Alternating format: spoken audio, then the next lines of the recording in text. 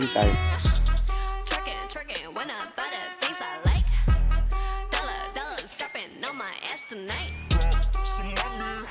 มีไก่บ่ล่ะนี่เดี๋ยวลงว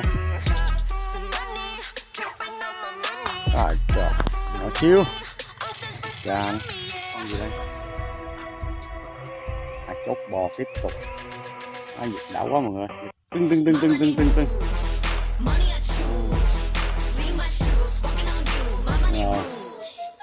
quá đã luôn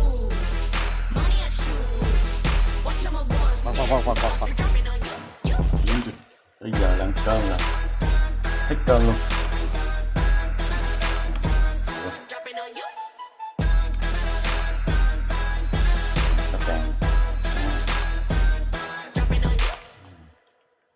hết cơm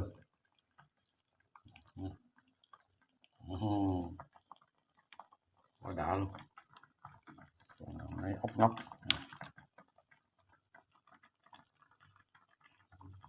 để kho cho nó thấm nó khô lại rồi ok